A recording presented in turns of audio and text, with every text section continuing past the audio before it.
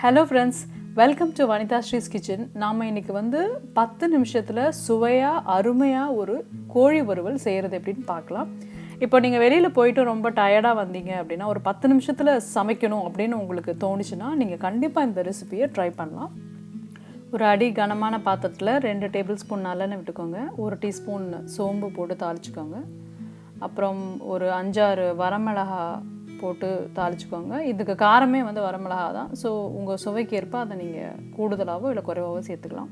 அப்புறம் நிறைய கருவேப்பிலை போட்டுக்கோங்க. போட்டுட்டு நல்லா அதை எண்ணெயில் வறுத்துக்கோங்க. அந்த எண்ணெயோடு அது பொரிஞ்சு வரப்போ அந்த கருவேப்பிலை ரொம்ப சுவையாக இருக்கும். அப்புறம் ஒரு வெங்காயம் சின்ன சின்னதாக நறுக்குனது நான் சேர்த்துக்கிறேன். அதை ஒரு அரைப்பதம் பொன்னிறமாக வர வரைக்கும் வதக்கிக்கோங்க. தேவையான அளவு உப்பு போட்டுக்கோங்க. அப்புறம் நம்ம சின்ன சின்னதாக நறுக்குன இந்த கோழி துண்டுகளை நம்ம இதில் சேர்க்க போகிறோம். நமக்கு சீக்கிரமே வேகணுன்றனால கொஞ்சம் இந்த துண்டுகள் சின்னதாக இருந்துச்சுன்னா நமக்கு சீக்கிரமாக வெந்துடும். நான் இப்போது எலும்பில்லாத கறி சேர்த்துருக்கேன். நீங்கள் எலும்போட கறியும் சேர்த்துக்கலாம். பட் கூடுமான வரைக்கும் அது கொஞ்சம் சின்ன பீஸாக இருந்ததுன்னா நமக்கு சீக்கிரமே அது வேகும்.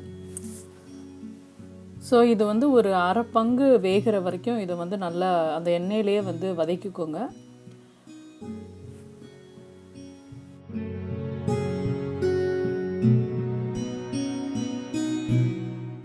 இப்போது 1/4 டீஸ்பூன் மஞ்சள் தூள், 1 டீஸ்பூன் மல்லித்தூள் சேர்த்துக்கோங்க. சேர்த்துக்கிட்டு அதையும் ஒரு 2 நிமிஷத்துக்கு நல்லா கிளறி விட்டுக்குங்க. கூடுமான வரைக்கும் அந்த ஃப்ளேம் ஒரு மீடியம் ஃப்ளேம்லேயே இருக்கட்டும். அப்போ தான் அந்த சூடு சீராக இருக்கும். ஸோ அதை அடிப்பிடிக்காமல் கண்டினியூஸாக அதை கிளறி விட்டுக்கிட்டே இருங்க ஒரு 2 நிமிஷத்துக்கு. 3/4 பதம் இது வேகணும். அது வரைக்கும் அதை நல்லா கிளறி விடுங்க. பொதுவாக இந்த மாதிரியான ரெசிபீஸ்லாம் செய்கிறப்போ ஒரு இரும்பு பாத்திரமோ அல்லது மண் சட்டிலையோ நீங்கள் செஞ்சிங்கன்னா நல்லா அது சுருள ரொம்ப அருமையான ஒரு ருசியோடு நமக்கு இந்த ரெசிபி கிடைக்கும். இப்போ 3/4 பதம் வெந்ததுக்கப்புறம் ஒரு 2 டேபிள் ஸ்பூன் தயிர் சேர்க்குறேன். இந்த தயிர் நான் எதுக்கு சேர்க்குறேன் அப்படின்னா இது ஒரு நல்ல ஒரு கோட்டிங் கொடுக்கும் அந்த சிக்கனுக்கு. இது ஒரு ட்ரையான ஒரு ரெசிபியாக இருந்தாலும் ஒரு சின்ன ஒரு கோட்டிங். அதே சமயத்தில் இது சிக்கனை ரொம்ப மிருதுவாக்கும் உங்களுக்கு. ஆனால் இதை தேவைப்படலை அப்படின்னா நீங்கள் அதை சேர்த்துக்க வேணாம், ஆப்ஷனல் தான் இது. ஸோ தயிர் சேர்த்துட்டு ஒரு நிமிஷம் நல்லா அது நல்ல எண்ணெயில் சுருண்டு வர வரைக்கும் நல்லா அதை கிளறி விட்டுக்கோங்க. ஃப்ளேமை கொஞ்சம் அதிகப்படுத்திக்கலாம். ஏன்னா கறி வெந்துருச்சு. ஸோ நமக்கு இப்போ அது ஒரு சுருண்ட பக்குவத்துக்கு வரணும், அவ்வளோதான். அதனால் ஒரு நிமிஷத்துக்கு நல்லா அதை சுருள வதக்கிக்கோங்க. இப்போல்லாம் இந்த ரெசிபி ஒரு ரொம்ப சிம்பிளான ஒரு ரெசிபி. இதுக்கு நீங்கள் தயிர் சேர்க்குற வரைக்கும் கூட நீங்கள் செய்ய வேணாம்.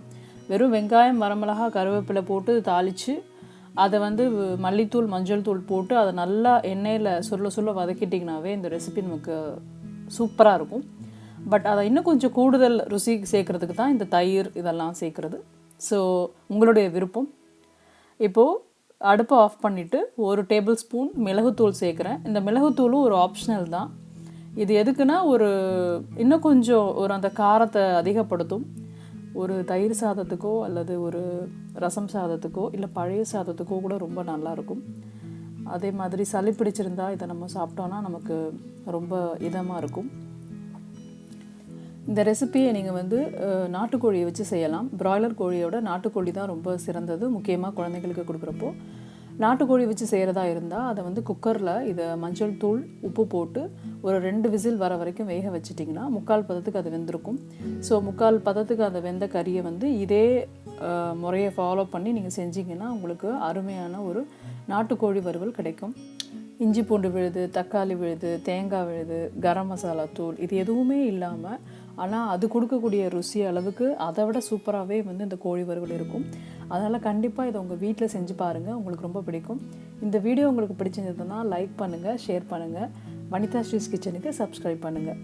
மீண்டும் ஒரு அருமையான உணவோடு உங்களை நான் சந்திக்கிறேன். அது வரைக்கும் நன்றி, வணக்கம்.